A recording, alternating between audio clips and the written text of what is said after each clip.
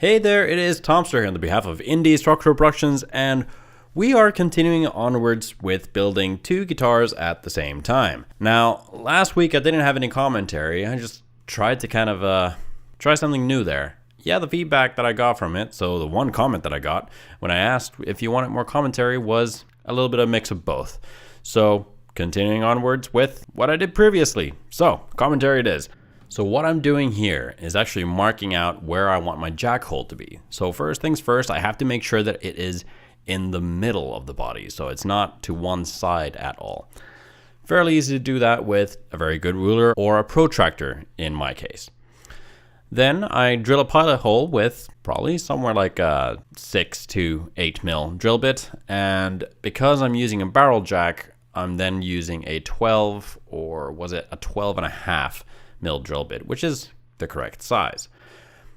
Now I want it to be countersunk in, so I'm using a large countersink to get it nice and flush. That way it'll look a lot nicer when I actually put it in.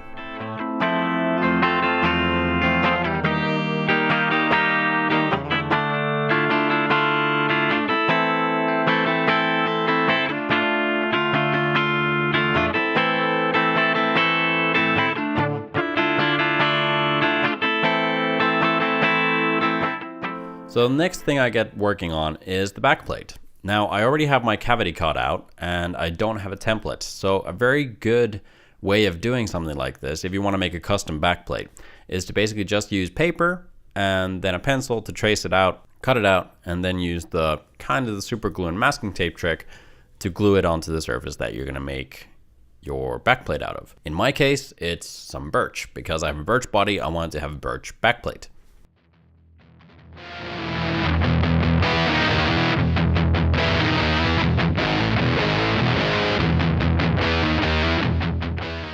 And make sure you burnish down the tape as best you can.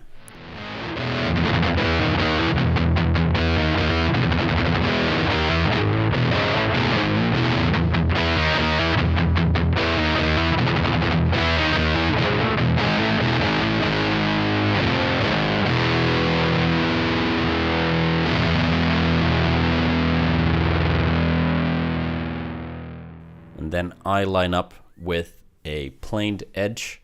So I have it nice and square, so I have a straight line to follow and then get the curves cut out afterwards.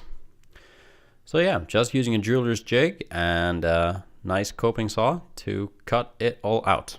Of course, if I had like a sort of scroll saw, this would be so much easier, but it gets the point across. Then just using various different kinds of rasps and a leveling beam actually to sand it down, get it to the right shape. Every now and then go check whether it fits, and mark out where you need to take off some more.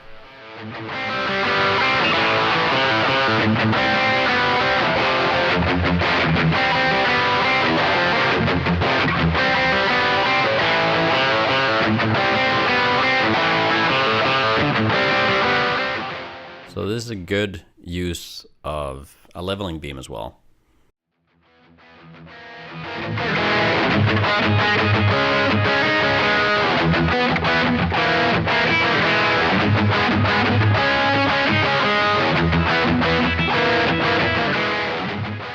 But hey, that about does it for this week's video. I hope you enjoyed, and we'll be back again next week to see another one. I always want to hear some more feedback on how I do on these things, so be sure to comment down below and let me know how I can improve my videos. It goes a long way. Make sure to hit that like button and that little bell notification button because, yeah, YouTube kind of likes those algorithms. So if you like what I do, if you want to see me improve, if you want to see more videos and better quality, please keep coming back for more. There's plenty to come. All right. See you guys next week. Bye-bye.